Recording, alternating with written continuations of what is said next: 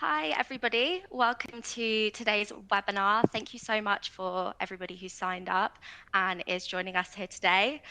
We have a very fantastic and very fitting discussion taking place, which I'm really looking forward to listening into.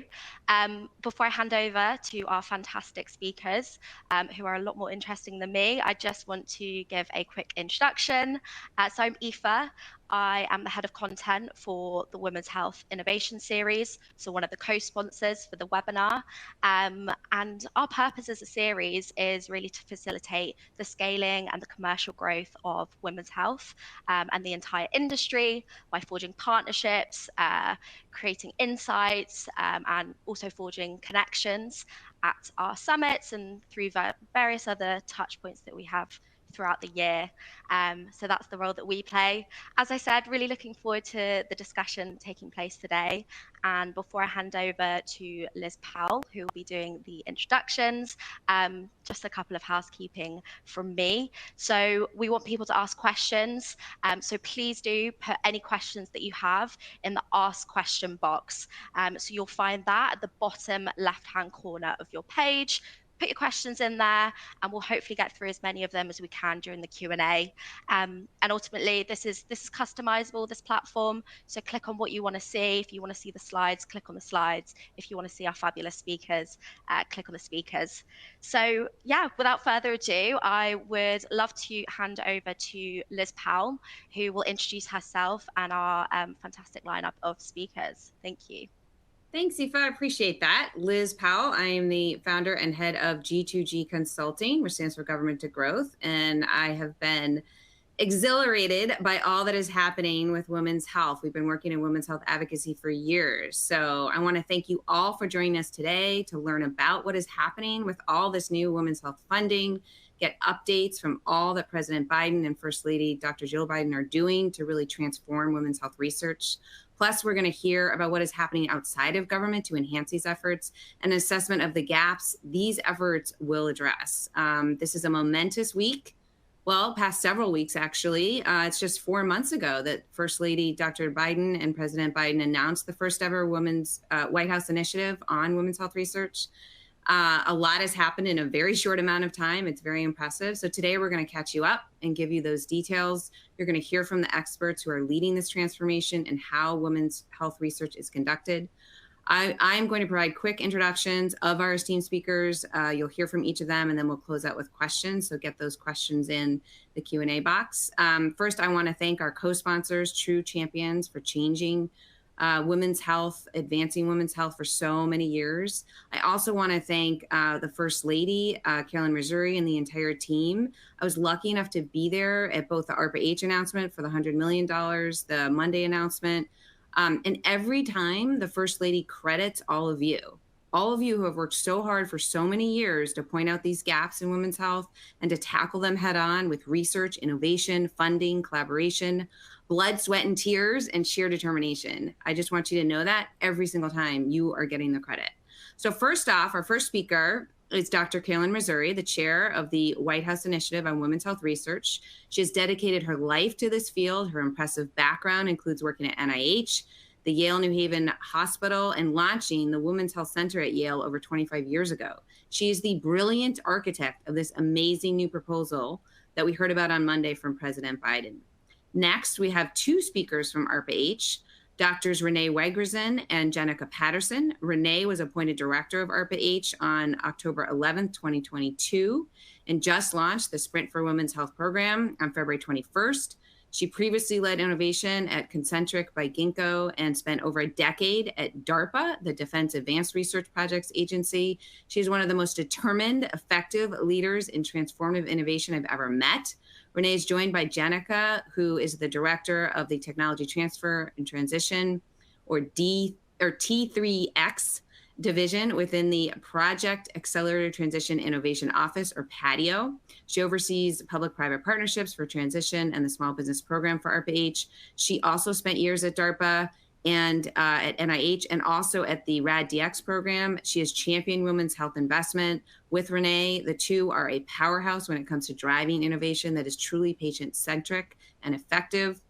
Next, we have Carolee Lee, the founder and CEO of WHAM, Women's Health Access Matters. Carolee is a serial entrepreneur, is the founder and CEO of Carolee Designs, one of the world's leading accessory brands. Plus, she has served on many boards, including the Breast Cancer Research Foundation, Committee of 200, among many others. She's currently on the board for La Jolla Institute of Immunology, the Women's Health Advisory Board at Brigham and Women's Hospital, and the Women's Leadership Board at John F. Kennedy School of Government. She is the quintessential connector, convener, visionary in driving meaningful change to advance the health of women in 3, not 30. She's going to tell you what that's all about. Last but not least, we will hear from Dr. Elizabeth Garner, who is the president of American Medical Women's Association, chief scientific officer for Ferring Pharmaceuticals, and advocate extraordinaire. Beth is a national leader in women's health, holding key positions on several boards and within companies.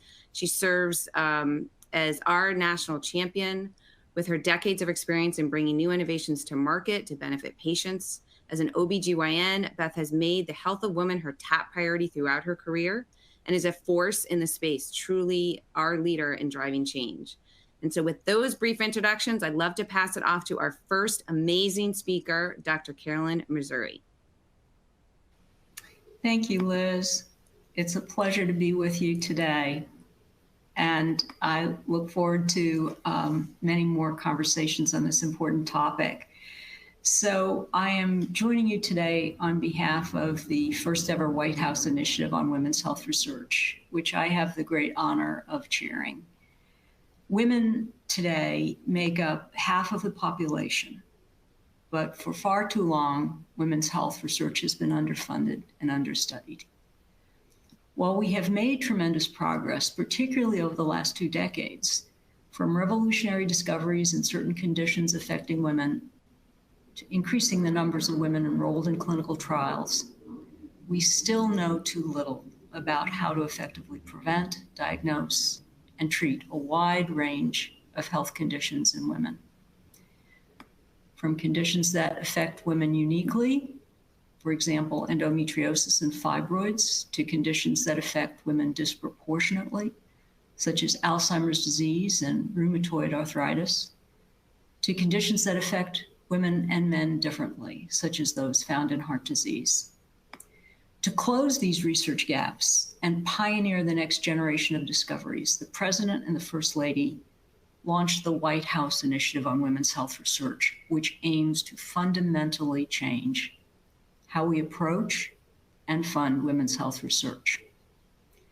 Since the initiative was launched in November of 2023, Dr. Jill Biden has led the way. She has traveled the country from California to Illinois to Georgia to Massachusetts to North Carolina, touring research institutions and speaking directly with women and innovators about the need to transform women's health research. From lab tours to listening sessions, she is hearing firsthand about the cutting-edge research that is possible when we invest in women's health and about what we must do to support the breakthroughs we need in critical areas like, for example, women's heart health. Just last month, as Liz mentioned, the First Lady traveled to Cambridge, Massachusetts to announce ARPA-H's first ever sprint for women's health. This is led by both speakers that you're going to hear today. Both Renee and Jenica will be talking to you about this work that's so important and their commitment of $100 million dedicated to transformative research and development in women's health. This new sprint will accelerate the next generation of discoveries from early stage proofs of concept to products that are ready to be commercialized. And that is just the beginning. During his State of the Union address, the president called on Congress to make a bold, transformative investment of $12 billion in new funding for women's health research. These new funds would establish a central fund for women's health at the National Institutes of Health to advance an interdisciplinary research agenda and to create a new national network of research centers of excellence and innovation in women's health. As we work with Congress to secure these investments, we're taking action where we can to advance women's health and to advance research. That's why on Monday, the President issued a new executive order on women's health research and innovation that directs the most comprehensive set of executive actions ever taken to advance research on women's health. Through this executive order, the President is directing federal agencies to integrate the broad scope of the health conditions affecting women across the federal research portfolio by strengthening research and data standards related to women's health. Prioritize investments in women's health research with a focus on driving innovation through entities like ARPA-H and the Small Business Innovation Research Program. Galvanize new research on women's midlife health, including disorders and conditions that often occur after menopause, like heart attacks, Alzheimer's disease, and osteoporosis. Through this executive order, the President is directing federal agencies to assess unmet needs to support women's health research by identifying gaps in federal funding and requiring agencies to report on their progress in improving women's health. In addition to this executive order, the Initiative on Women's Health Research unveiled more than 20 new actions and commitments from federal agencies that will advance women's health research, including announcements from every member of the federal initiative. For instance, the National Institutes of Health is launching a new NIH-wide effort to close gaps in women's health research across the lifespan. This effort, which will initially be supported by $200 million from NIH beginning in FY 2025, will allow NIH to catalyze interdisciplinary research through the Central Fund, particularly on health concerns that cut across the traditional mandates of the institutes and centers at NIH. The National Science Foundation issued what's referred to as a Dear Colleague letter calling for new research and education proposals to advance discoveries and innovations related to women's health. This is the first time that NSF has broadly called for novel and transformative research focused entirely on women's health topics. The Department of Defense and Veterans Affairs are launching a new women's health research collaborative to explore opportunities to jointly advance women's health research and improve evidence-based care for service members and for veterans. The Centers for Medicare and Medicaid Services, also referred to as CMS, will strengthen its review process, including through coverage with evidence development guidance, to ensure that new medical devices and technologies work well in women as applicable before being covered nationally through the Medicare program. This will help ensure that Medicare funds are used for treatments with sufficient evidence base to show that they actually work in women who make up more than half of the Medicare population. And the Centers for Disease Control and Prevention, CDC, in collaboration with the CDC Foundation and American Board of Obstetrics and Gynecology, is expanding training in women's health research and public health surveillance to obstetrician gynecologists, nurses, and advanced practice nurses. NIH in particular is committing to several other notable efforts related to women's health research. For example, NIH will establish a new initiative dedicated to research on biomarker discovery and validation to help improve our ability to prevent, diagnose, and treat conditions that affect women uniquely, such as endometriosis. Additionally, NIH is launching its first ever Pathways to Prevention series on menopause and the treatment of menopausal symptoms. And NIH is kicking off an effort to identify and develop new common data elements related to women's health. These are just some of the announcements that agencies rolled out this week, even as the President directs additional action on women's health research through his new executive order. On that note, I want to take a step back and speak to how meaningful this work and the First Lady's leadership is for the field of women's health research. As a clinician, a researcher, and the founder and director of the Women's Health Research Center at Yale University School of Medicine, my life's work has been dedicated to improving women's health by improving the research we do on conditions that uniquely disproportionately or differently impact women.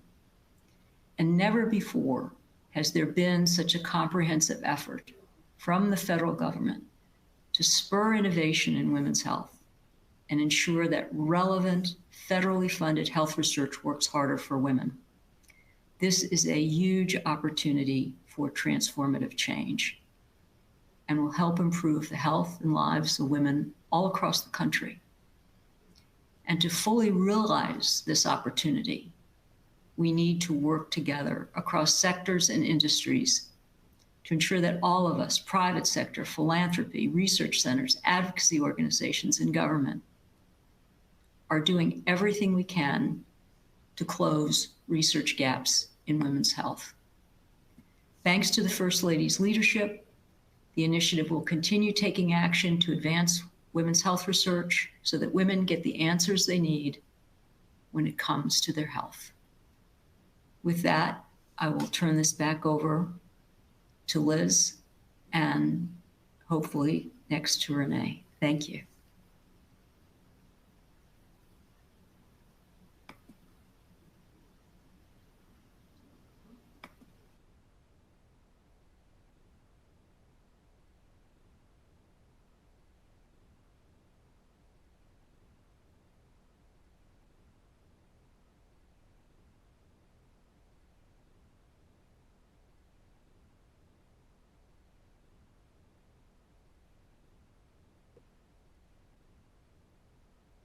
Our next speaker is Renee Wegrzyn. Sorry for that delay.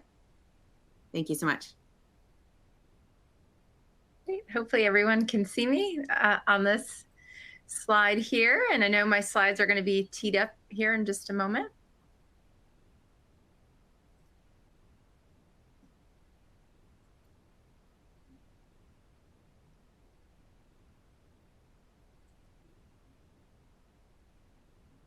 Great. While we're waiting for the slides to pop up, I can tell you a little bit. I hope you won't hear from me for too long. I am the inaugural director of the Advanced Research Projects Agency for Health. This is a brand new agency in the US federal government, and we're really modeled after the DARPA business model, which may not be commonplace and known very well by this community. And so I want to make sure that we take a moment to talk a little bit about that model. Of course, you want to hear about the research that we're going to be funding, but I think it's important how we do business in a new way with the federal government, using some of the new laws and privileges that we have, thanks to the Congress and to President Biden, who helped launch our agency. Just pause for a minute for the organizers to see if I'll get my slides up.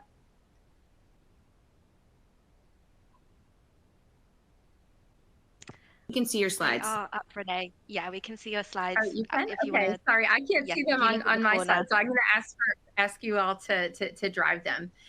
So I believe we're probably on our mission slide. Our mission at ARPA-H, is this new agency, is to accelerate better health outcomes for everyone. Really important about this mission statement. It should stand the test of time. We measure our progress not by the number of papers that we publish or the return on financial investment, but really improving the lives of all people and their health outcomes, and doing that for everyone. So we want to make sure that the new products, the new capabilities that we launch is able to be accessible and affordable for everyone who may benefit. We go to the next slide. This agency, when it was launched, was really modeled after the business model first pioneered by DARPA, the Defense Advanced Research Projects Agency. Don't worry if you hadn't heard of DARPA either. For sure, you've heard of the internet and stealth technology and the mRNA vaccine. So when DARPA was launched almost 70 years ago in response to Sputnik, President Eisenhower in the United States said, we need an agency that can really help us both create and prevent technological surprise. And so through that funding and investment model, it allowed for us to take some big risks on projects that did eventually lead to these capabilities across the internet, stealth, and mRNA. And President Biden said, we need this for health. We need a place that we can go after those big, audacious ideas. The next moonshots in health, of course, the president, when he was vice president, helped launch the Cancer Moonshot Initiative. And so really, this is an agency that is intended to be able to go after moonshots for a number of diseases. I know I'll be introducing Jenica here in just a couple of minutes, but I want to talk about on the next slide, how we do business differently than the federal government. If you've worked with the U.S. federal government, it can seem that you might need a PhD in grant writing sometimes to unlock and figure out how to get that funding. We really want to simplify things, be able to move more like a business-to-business type of transaction through our independence from most other parts of the federal government, including NIH. We work very closely with NIH. But we have a separate budget. We have a separate reporting structure. I actually report to the Secretary of Health. So we can work very closely with our colleagues at NIH and lean on their subject matter expertise. So many who've been dedicated to women's health in particular are going to be tremendous champions for us to work with.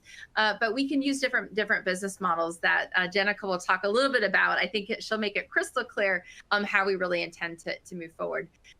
The last thing that I want to share on the slide, I know you'll have them as a leave behind, but to really point out our program managers. So at ARPA-H, our program managers come on for a term appointment, which is a short period of time where they're brought in to be an employee of the federal government 3 years. And that means every 2 weeks that goes by, 1% of their time is up.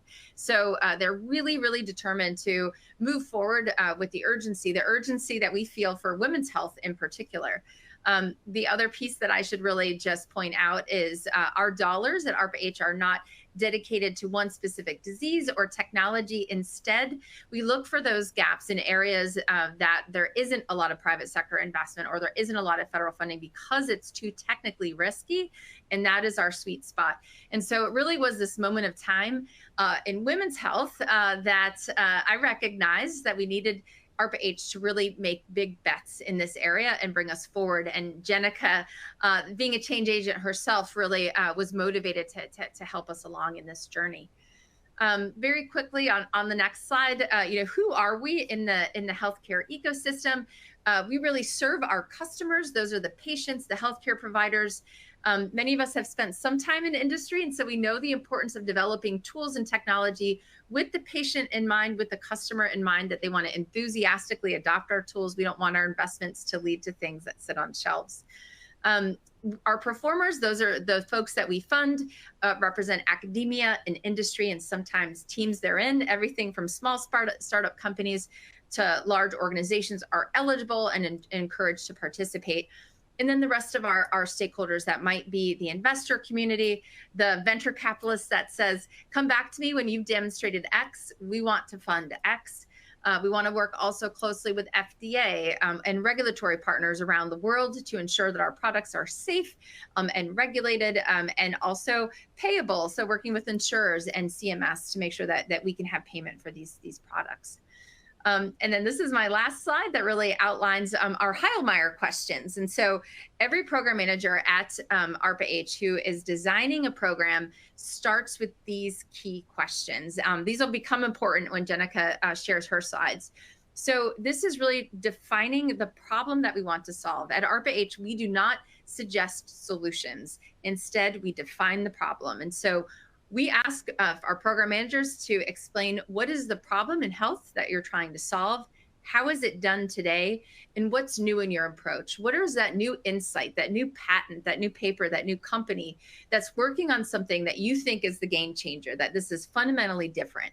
And then who cares? If we succeed, what difference is it going to make? Those first 4 questions, when Jenica presents her portion, will be a key ingredient to you sharing your ideas with ARPA-H around women's health. And then for a more advanced and complete story, we'll also ask, what are the risks? How long will the program take? How much will it cost? And what are the midterm exams for success? What are the milestones that show us that we're on the right path? very importantly, we want to make sure that we're designing things that has customer and user experience in mind, has cost, accessibility addressed, to make sure that our tools can be used by all people.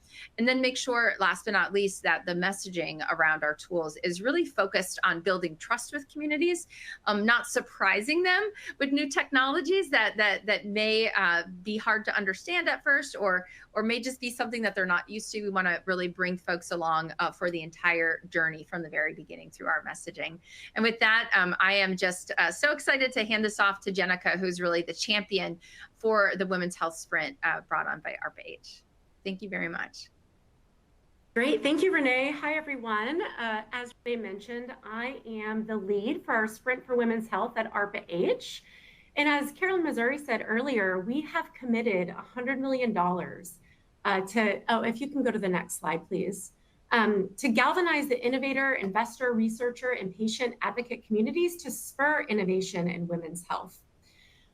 We have at ARPA-H, our program managers come up with what-if statements for each of their programs. So for this initiative, we came up with one as well. And what if we could shatter the glass ceiling of biomedical and health research to improve health outcomes for all women? We recognize that women are drastically underrepresented in scientific and health research, and we at ARPA-H are really showing our commitment to be the catalyst of change, to fundamentally change the trajectory of women's health. If you can go to the next slide, I just wanted to talk quickly about how we have identified and laid out our Sprint for Women's Health.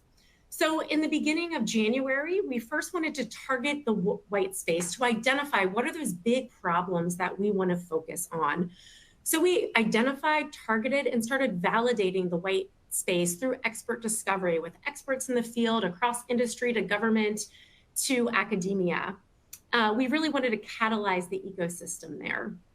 And then we had our change agents, our program managers internally, come up with problem statements that really can understand how can we de-risk and advancements in women's health to create a pathway for market to adopt new discoveries and technologies in the women's health space.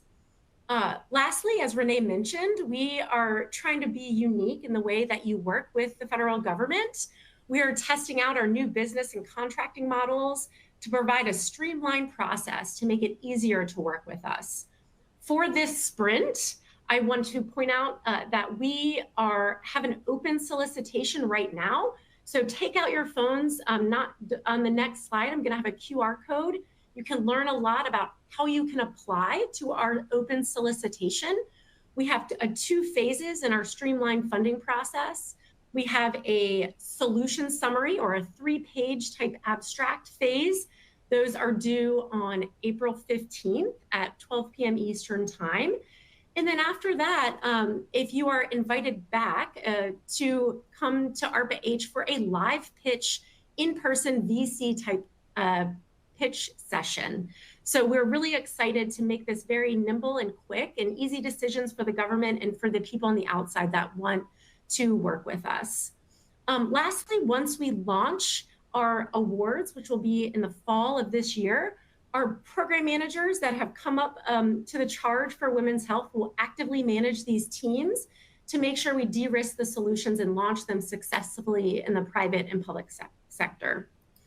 On the next slide, I'm going to talk a little bit about how we have organized things. So for our streamlined funding process, again, we have the streamlined funding for a solution summary, that 3-page abstract, and then straight to a VC style pitch if you are chosen.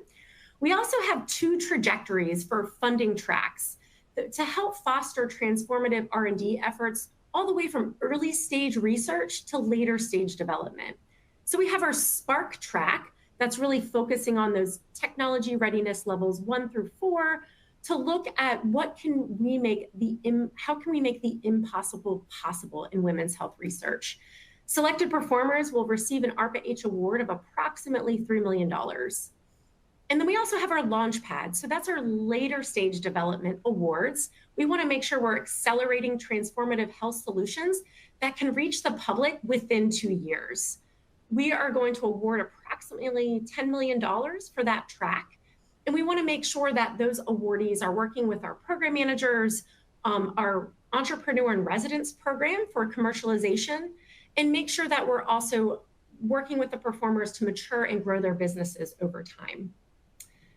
If you go to the next slide, our program managers, we've had 5 that have dedicated their time to this effort, and they came up with those 5 problem areas that we really want to break into these particular spaces. And again, you can apply to any of these 5 topics, actually 6, including our wild card, in the Spark track or the Launchpad track. And just quickly, I'm going to name the 6 topic areas of interest. And remember, you can apply to any of them where you think that you see fit.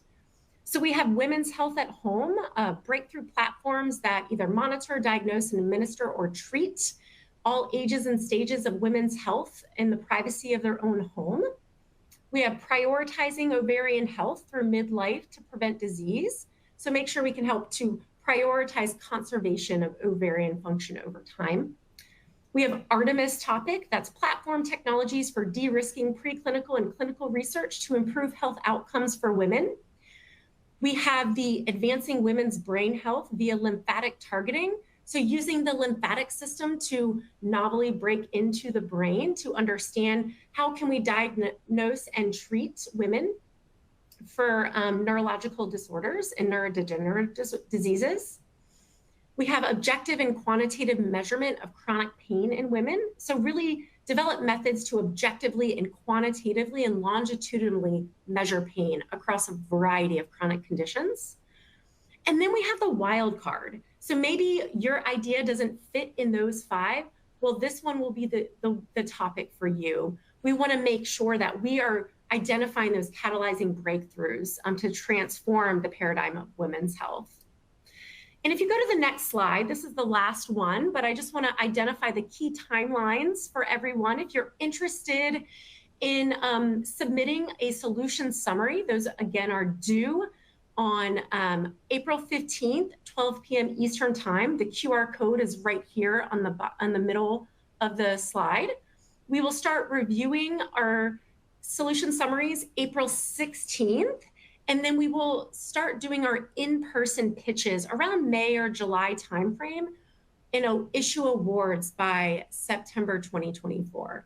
So please go to our website, check out our request for solutions, look to see if any of these topics are interest for you, and we are excited to see those come through. And I'm going to hand this back over. I think it's Carolee now. Thank you.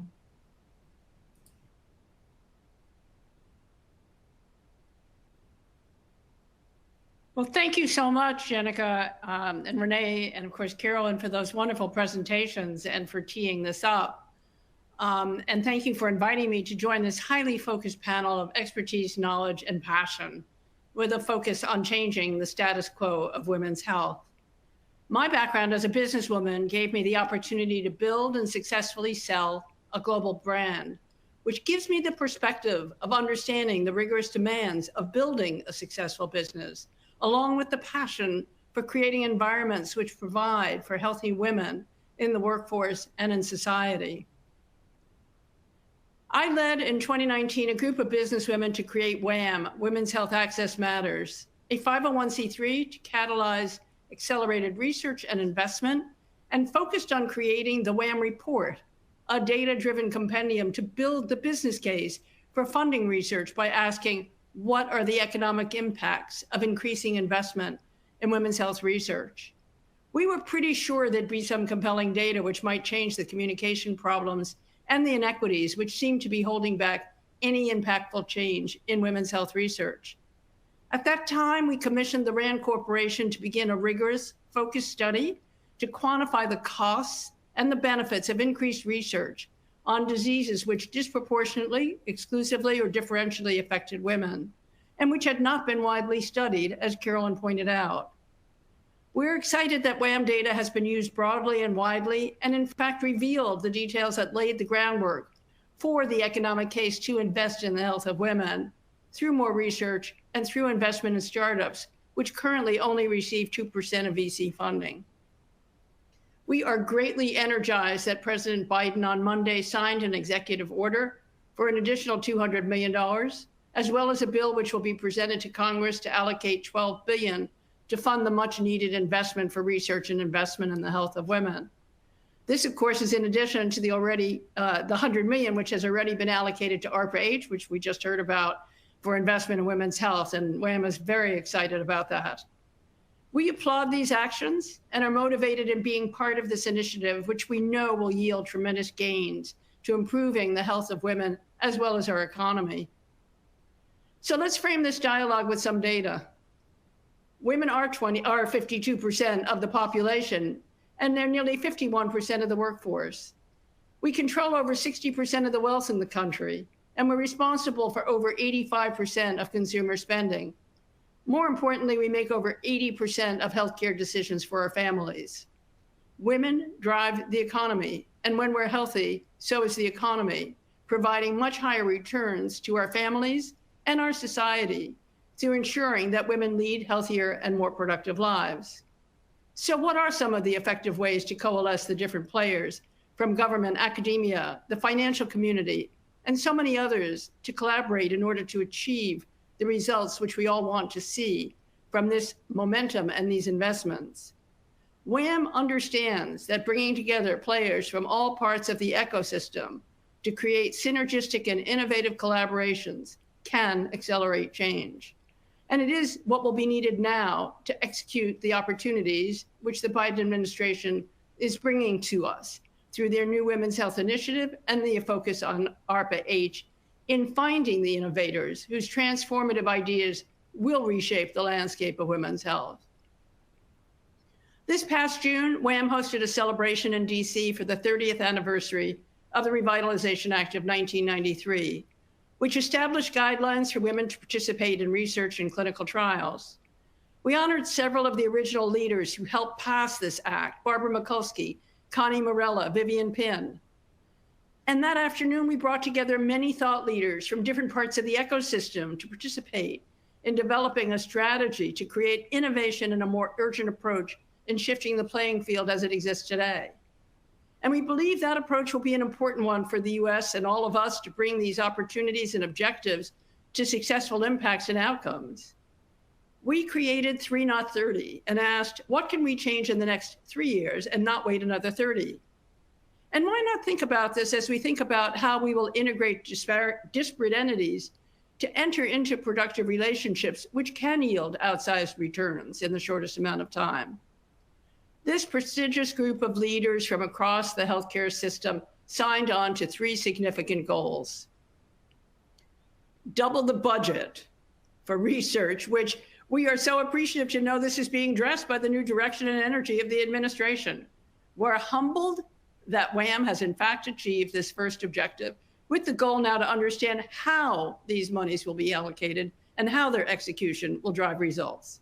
And we are dedicated to doubling the amount of investment from VCs and other sources of funding from 2% to 4%, channeling more resources into female-specific research and unlocking the substantial untapped growth opportunities in diagnostics, treatments, and prevention for women's health. One way we will achieve this is through the creation of a new WHAM report, one that will show data that can be used to drive more investment, and we're working on that. Secondly, we believe we must improve diversity and access to clinical trials by increasing diversity and equity of Black, Latina, and other underrepresented women as a treatment option. The only way these types of goals will be met is through collaboration by members of the ecosystem who can partner to achieve the desired results. This will be through private-public academic partnerships, PPAPs, and other structures that ensure the results that are shared by a diverse community with a common goal. And the third goal of our 3 Not 30 goals that we believe we all need to have is to mine the data.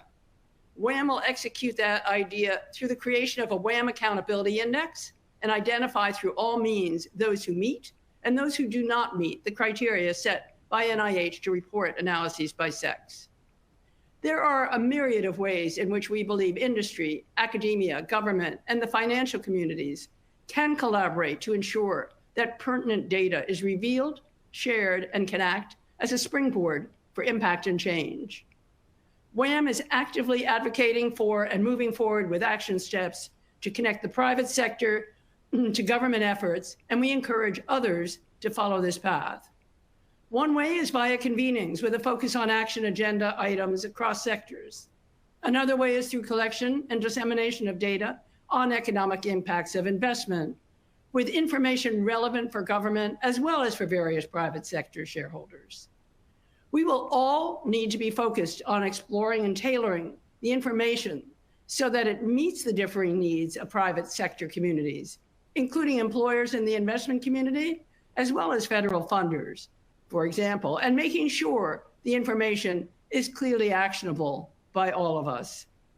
We suggest that this approach is one that we will all need to be thinking about, while sharing our beliefs and goals to shift how we have worked together in the past to a newer model where 3 or 4 or more partners collaborate in setting mutually beneficial goals and objectives which can be achieved more effectively through partnerships than working individually and siloed, as many of us have for so long.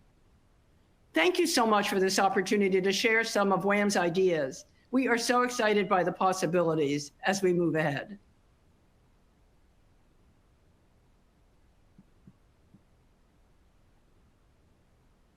Thank you so much, Carolee.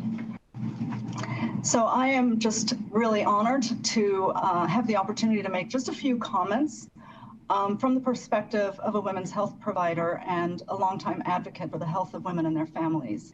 As you heard, I am an obstetrician gynecologist. However, my passion for women and their health goes way back before my medical training. In fact, all the way back to my upbringing in Nigeria, where I learned as a very young woman that women and their needs came last, despite their roles as the foundations of their families and their communities. Coming to the US, where I thought things might be different, I learned during my years of training that this was not the case.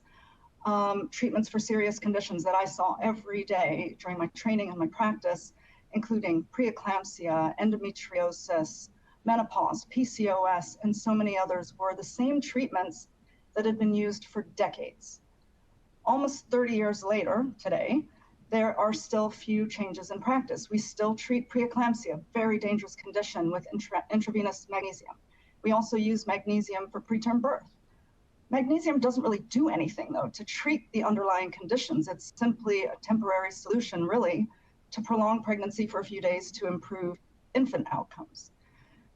The only true treatment for preeclampsia still today is to deliver the baby. And many of you on this call know, I'm sure, the mortality rates for preeclampsia today, especially in women of color, are simply unacceptable.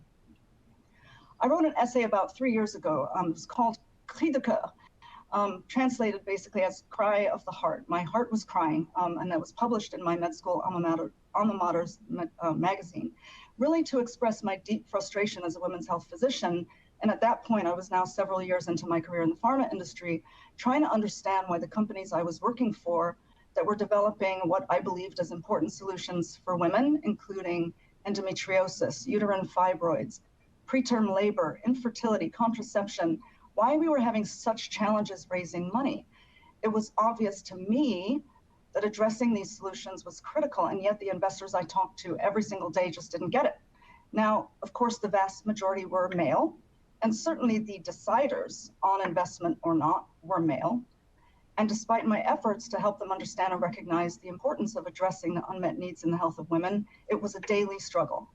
Now, I can't blame those investors, right, those male investors, for their skepticism. For one, they honestly just weren't aware of many of the issues that their own mothers, partners, daughters, female colleagues were struggling with, largely because much of the time, women's health has been stigmatized and not openly talked about.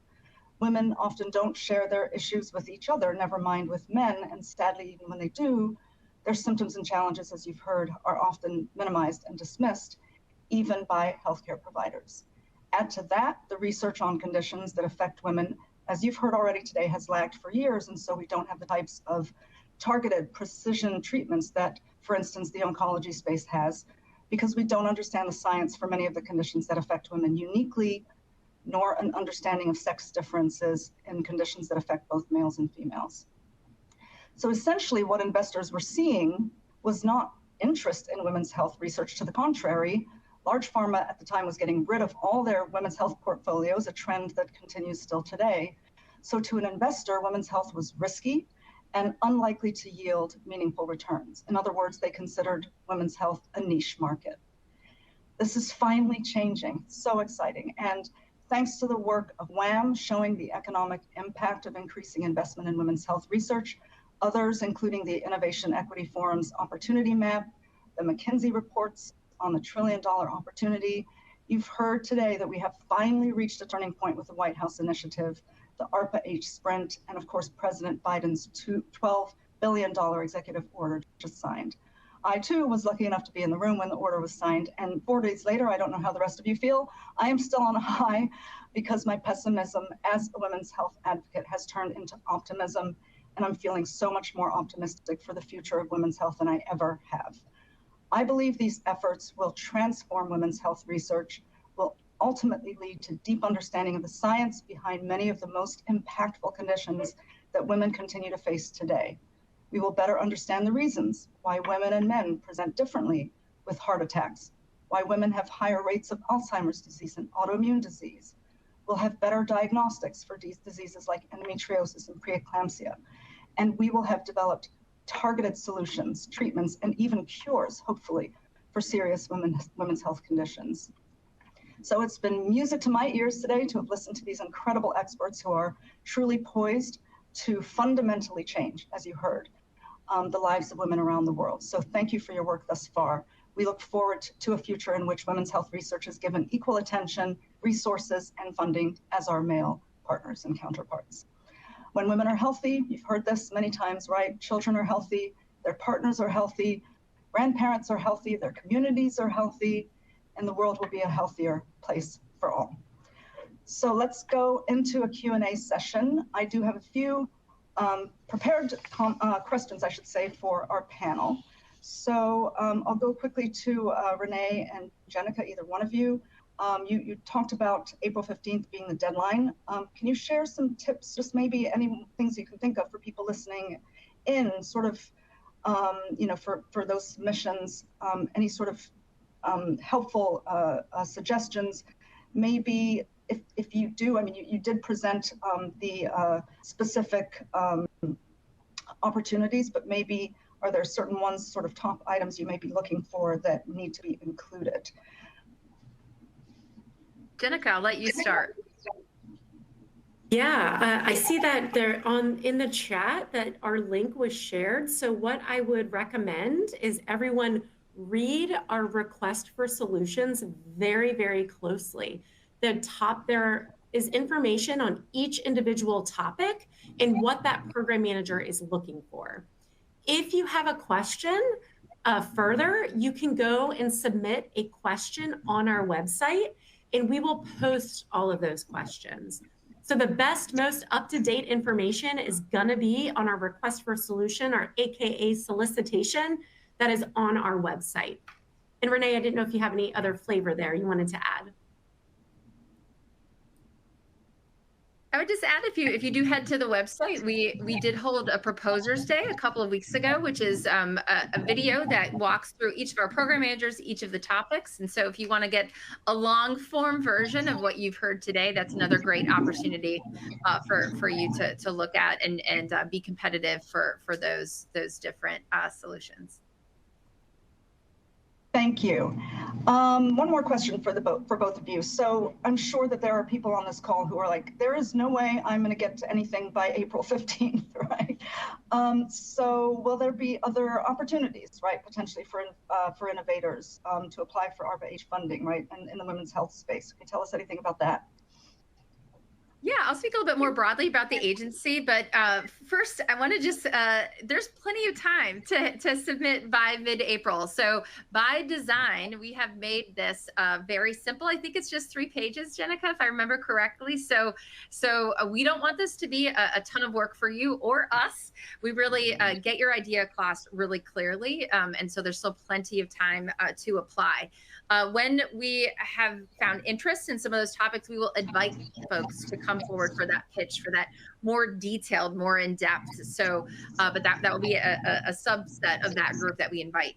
Beyond that, we do have our open broad agency announcements that exist at our agency. And this is where all those big ideas that you might have that you could submit. And so there are also instructions on the ARPA-H website, but by the name indicates, the open part of the open BAA is maybe you have an idea around women's health that doesn't align to one of those topics, and you're not convinced the wild card is the right place for you.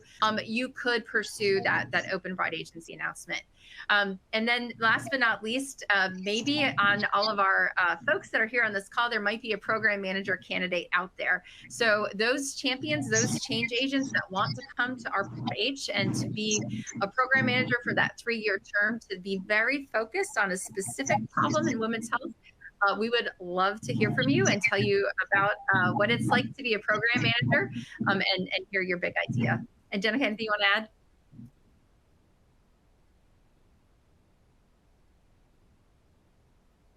Sorry, no, nothing to add. I'm actually going to drop the link in the chat on if anyone's interested in learning how to become a program manager. Thank you so much. I see a few questions around international folks. So people who are not in the US, are they able to apply? Yes. Wonderful. And then there was a comment, or a question around, I'm trying to look for it now. I'll see if I can find it. But in the meantime, Carolee, so I'd love to hear from you around, just with everything you talked about, right? And for sure the 3 not 30. Do you feel like you're seeing more activity, discussions, interest in women's health in the private sector, right? What are you hearing? Well, obviously, since we launched the WHAM report, and thank you, first of all, Beth, and kudos for you for all the work that you've done. And thank you for giving credit to WHAM and the others, many others, hundreds of others who have participated in moving this discussion dialogue forward. But let's be very clear, there are still many people who maybe are aware of the momentum that's being built, but not the issues. Part of this is a communications problem. I would direct people to go to WHAM now, WHAMNOW.org, where a lot of the data is that shows those discrepancies and those disparities, because I think understanding what some of the issues are, as Carolyn pointed out, is the first part. And the second part then is aligning that information with data that can show how we could potentially make a change, what that change would look like. So it's one thing to talk about how women how there's been great inequity or inequality. It's another thing to say, let me share with you the data that of what happens and the results if we're to invest and improve those conditions. So I think a lot of this has to do with the different steps that need to take place. And then the third piece is getting, as we've talked about, the different groups of people, academia, VCs, government, everyone talking to one another, because I think for many years, everyone's been very siloed. That was the experience that we had as we were gathering the data and information. So we, like you, Beth, and it was wonderful to share that experience with you on Monday.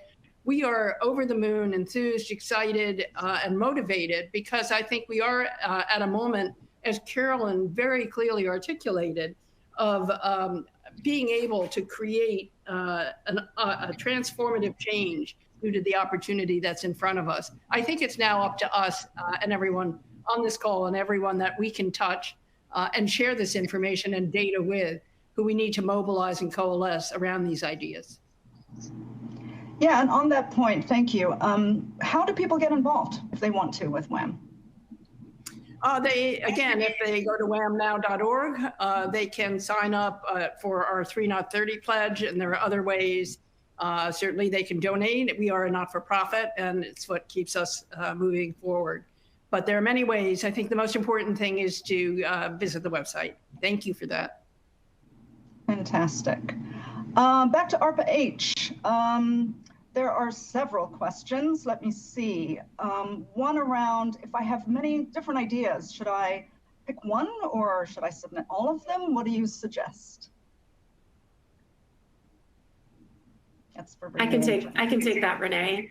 Yeah, so how we have it, again, read the request for solutions, because that is going to be your single source of truth So I will say my answer here, but I really encourage you to read our request for solutions as well as read our FAQs.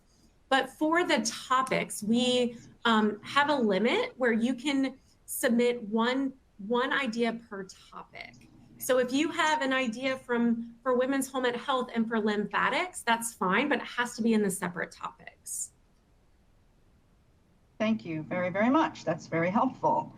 How about the length of funding, of the funding award? Yeah, so for this particular sprint, it's going to be 24 months or 2 years. And that's both for the Spark track and for the Launchpad track.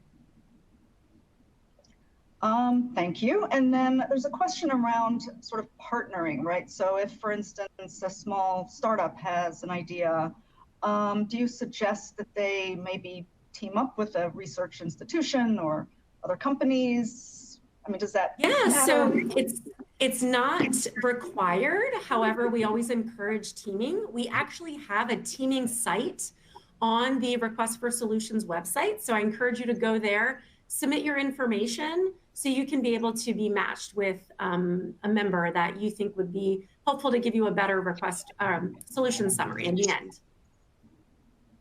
Excellent. And sort of related to that, does the size or stage, for instance, if a company wanted to submit something, does that matter? You mean the size of the company? Yeah, or the stage where they are, like super early versus. No, it does not matter. Excellent, excellent. Let's see, do we work with the group or do we continue working on our company? So I'm not sure I understand the question, but let me ask it. If selected, do we work for the group, I guess for ARPA in a sense, or do we continue working on our company with supervision of the program manager? So you would get funding through our agency. Again, we are a government agency. We are a funding agency. But what we have, our program managers will actively manage the program or the project. So we'll have a milestone set within the award. So they will work towards the awardee will work towards those milestones within the award, and they'll work together with the program manager to make sure that they will be successful across those 24 months. And maybe I'll just add to that, Jenica. Look, one way to think about these topics and the programs that we fund at ARPA-H, the program managers who define the problem will select several teams of solvers. And so, as Jenica said, we will fund those efforts, but any one of those topics, there will be multiple awards. So if you're applying to the lymphatics topic, there will be others that receive those funds and will have a different solution to that problem. And that's by design. So we know that there might not be any one solution to any one problem. And so we want to make several investments to ensure at the end of the day that we are really making that forward movement on advancing the state of the art for any one of those topics. Thank you. One final question, 2 more minutes. Should a company talk to you or a program manager before applying? And is that even possible? We encourage everyone to submit their questions through the FAQ. So we're currently not taking specific questions to our program managers. As you can imagine, there's a lot of interest.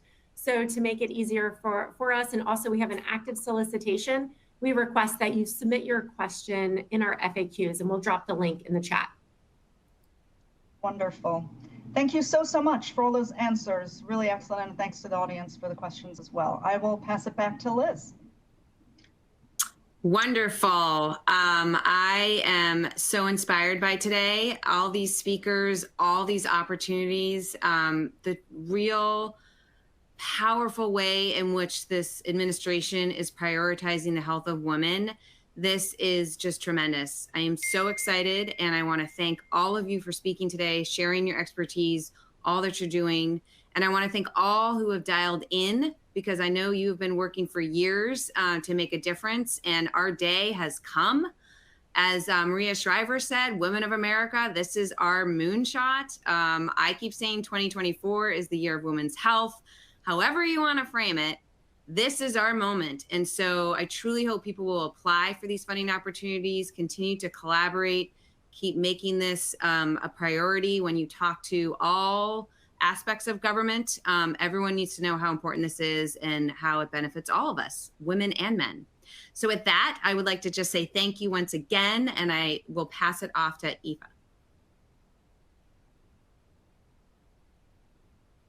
Thank you, Liz, and thank you so much to all our fantastic speakers. It's been a pleasure getting to listen in everybody and hear their thoughts and share some really deep insights.